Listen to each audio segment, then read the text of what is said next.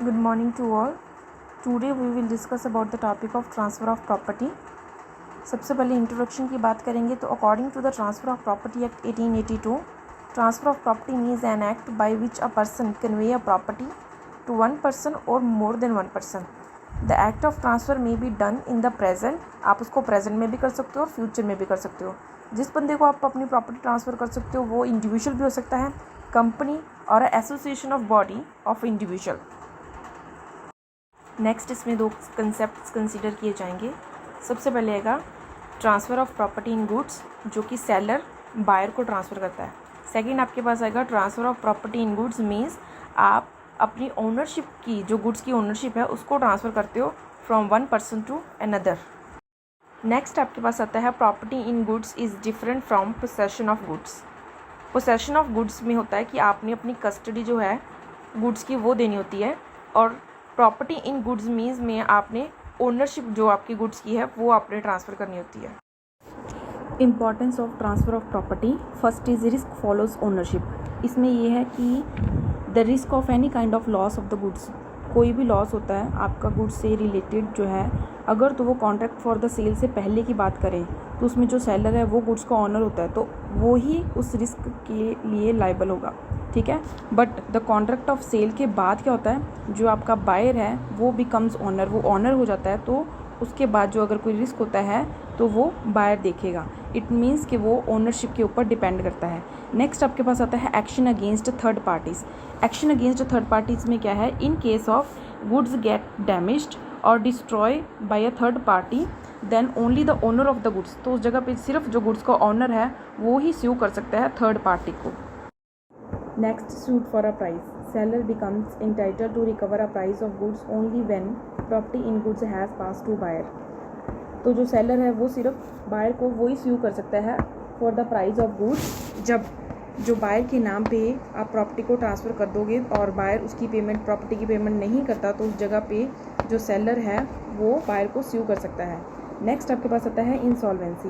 If the ownership has pass to the buyer and the buyer become insolvent, buyers official receiver can take possession of the goods और vice versa. तो उस जगह पे जो अगर buyer insolvent declare हो जाता है, ठीक है, तो जो बायर की एसेट्स और लाइबिलिटीज़ होती हैं उनको देखने के लिए गवर्नमेंट एक ऑफिशियली जो असाइनी है, वो ऑफिशियली साइनी कह लो या फिर ऑफिशियल रिसीवर हैं, वो अपॉइंट करते हैं, और वो जो है बायर की जो गुड्स हैं उसकी पोसेशनशिप जो है उसको टेक ओवर कर लेता है. Next, time when property passes. First is specific और असर्टेन गुड्स, और सेकंड आपके पास आती है unascertained goods. Next is specific और ascertained goods. Goods that are existing at the time of contract of a sale and it is identified and agreed upon the time of cell.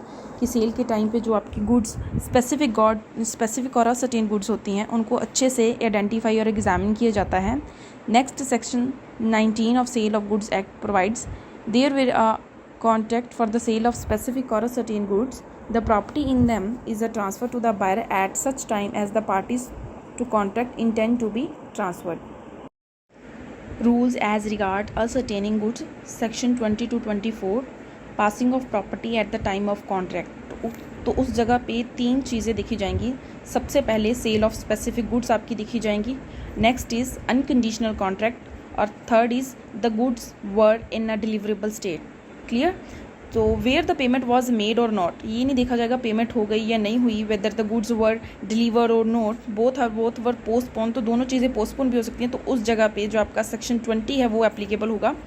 और उसमें क्या है कि बिफोर मेकिंग द कॉन्ट्रैक्ट होने से पहले जो बायर है वो अपनी जो गुड्स हैं, अपनी जो स्पेसिफिक गुड्स हैं उनको अच्छे से आइडेंटिफाई करेगा.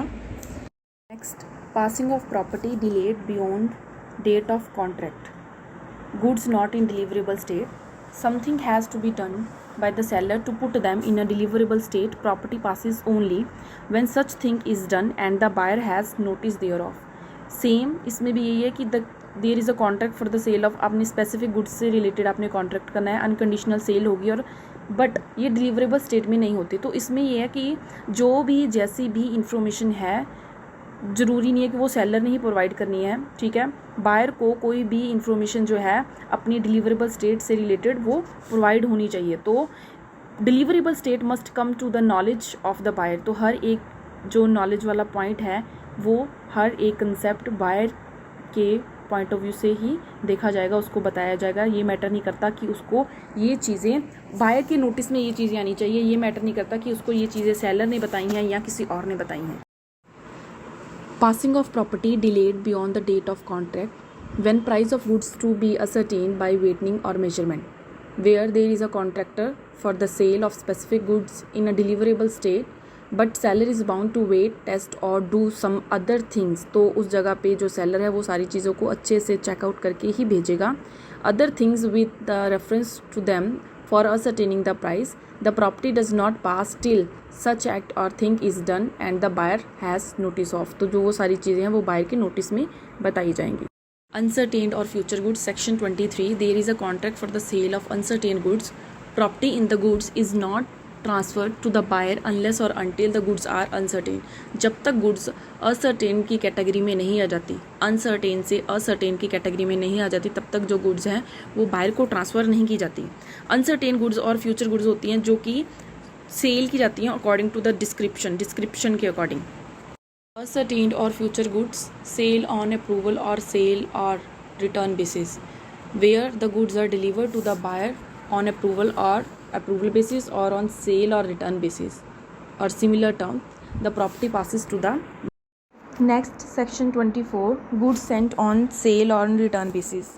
सेलर की तरफ से जो भी गुड्स बेची जाती हैं बायर को वो अप्रूवल बेसिस पे होती हैं, दैट इज़ सेल और रिटर्न बेसिस। जो वो सेल होती है उसको कंडीशनल सेल बोलते हैं। नाउ लास्ट हम इसको कंक्लूड कर देते हैं। ट्रांसफ़र ऑफ ओनरशिप का मतलब ये है कि वन पर्सन अनदर पर्सन को अपनी जो गुड्स हैं वो लीगल पॉइंट ऑफ व्यू से ट्रांसफ़र कर देता है। The ownership rights are the right of the owner to legally own the product of his name own name. It is only the owner who has the ownership rights of the goods or who has the ownership right is liable for the risk of loss of goods। Last हम कह सकते हैं कि only the owner having the ownership right has the right to sue anyone who damage his goods।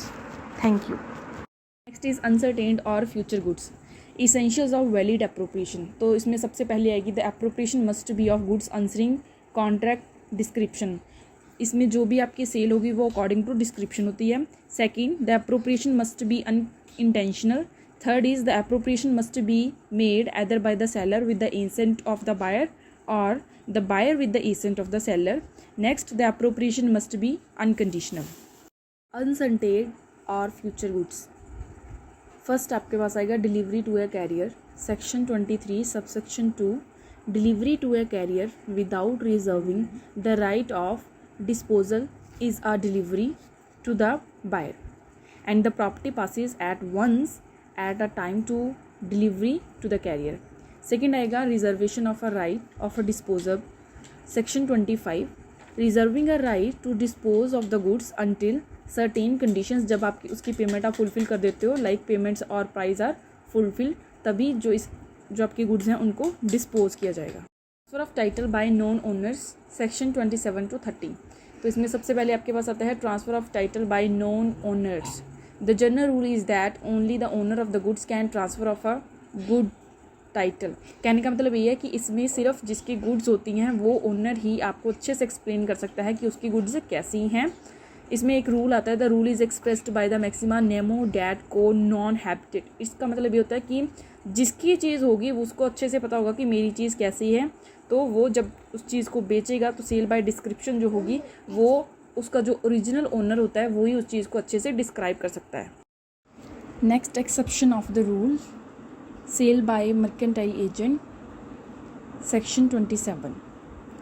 It as an agent having in the customary course of business as such agent authority either to sell goods for the purpose of sale or to buy goods or to raise money on the security of goods। तो जो mercantile जो आपका agent होता है वो एक ऐसा customary agent means आपके कस्टमरी जो आपके कोर्स हैं आपके बिज़नेस के उनके पॉइंट ऑफ व्यू से डील करता है। एक ऐसा एजेंट है जो आपकी गुड्स को ख़रीदता है, बेचता है, बेचने में हेल्प करता है, ठीक है। तो ये एज अ एजेंट के पॉइंट ऑफ व्यू से सेल करने में आपकी हेल्प करता है। नेक्स्ट एक्सेप्शंस है आपके पास sale by a joint owner.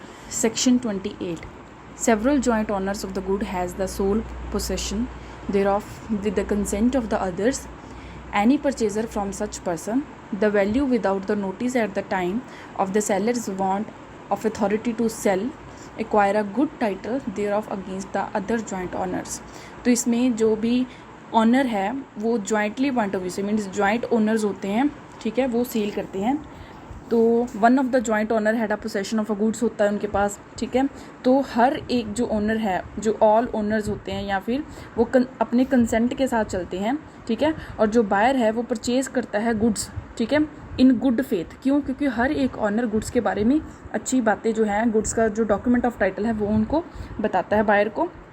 The buyer के पास अगर कोई डिफेक्टिव टाइटल से रिलेटेड कोई भी नॉलेज नहीं है, उसको नहीं पता लगता कि ये गुड्स सही हैं या गुड्स गलत हैं, फिर भी कहीं ना कहीं उसको लास्ट पे जो बायर है वो उसको लास्ट पे एक अच्छा टाइटल मिल जाता है गुड्स से। क्यों? क्योंकि जो ऑनर होते हैं, जॉइंट ऑनर हैं, वो गुड्स को सेल बाय डिस्क्रिप्शन के अकॉर्डिंग बहुत ही अच्छे से प्रेजेंट करते हैं।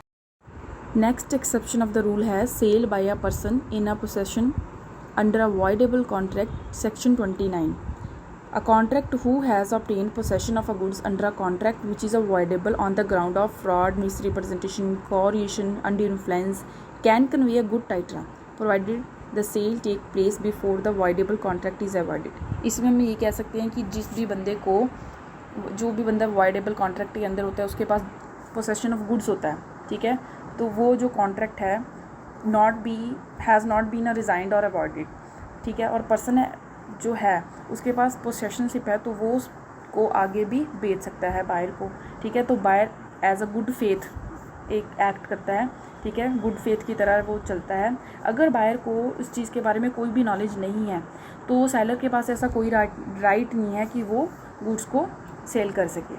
और लास्ट पे हम ये कह सकते हैं sale by a person who has a possession of a goods under a voidable contract shall amount to a valid cell.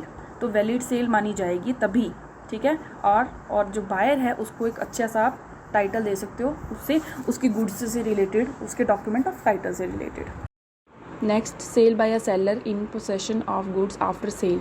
Section 30 a seller having sold goods continues in the possession thereof or the title of the goods, the transfer by such person or by a mercantile agent acting for such person for the same by way of the sale will pass a good title of the transferee if such latter person has acted in a good faith or without notice of the previous sale.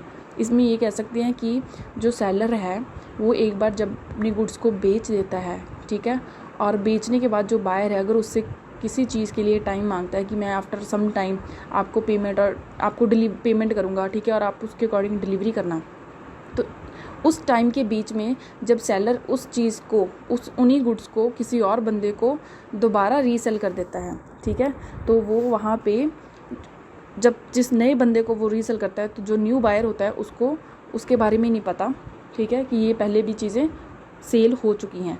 तो cell bye या seller means में ये होता है कि जो seller है उसके पास ऑनरशिप नहीं होती बट उसके पास पोसेशन होता है, ठीक है, सेल होने के बाद, क्योंकि वो पहले एक सेलर होने के नाते बायर को गुड्स बेच चुका है, ठीक है, बट अब उसके पास उन गुड्स का सिर्फ पोसेशन। नेक्स्ट इसमें आपके पास आएगा sale by buyer in possession of goods.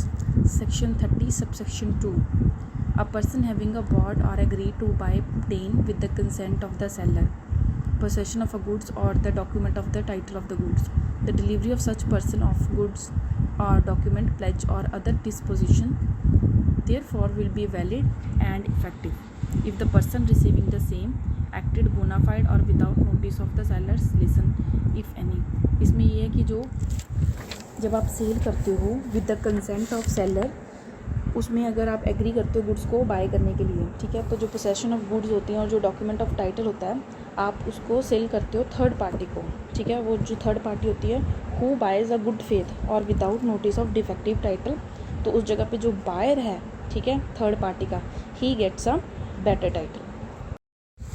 Last आपके पास एक एक्सेप्शन ऑफ द रूल है, sale by an unpaid seller, section 54 subsection 3। तो अनपेड सेलर वो होता है जो जिसके पास एक राइट है, ठीक है, ऑफ द लियोन और स्टॉपेज ऑफ ट्रांजिट, कि आप जो भी डिलीवरी आप कर रहे हो, ठीक है, उसको वो रोक सकता है और लियन भी कर सकता है। Has even through the ownership in them has passed to the buyer, और रीसेल भी कर सकता है वो गुड्स को, convey a valid to another buyer through no notice to reseller has been given to the original. Unpaid seller means seller who has not received his payment is called as unpaid seller. Last में हम इस topic को conclude करते हैं। Overall we can say that transfer of property means the ownership rights are the rights of the owner to legally own their product in his own name, or it's only the owner who has the ownership right of the goods. Only the ownership right is liable for the risk or the loss of the goods, ठीक है। तो जो honour होता है उसके पास ownership rights हैं, ठीक है, वो अगर उसकी गुड्स ख़राब हो जाती हैं तो उस डैमेज हो जाती हैं तो उसको क्लियर करने के लिए वो पार्टी को स्यू भी कर सकता है। क्लियर? Okay, thank you.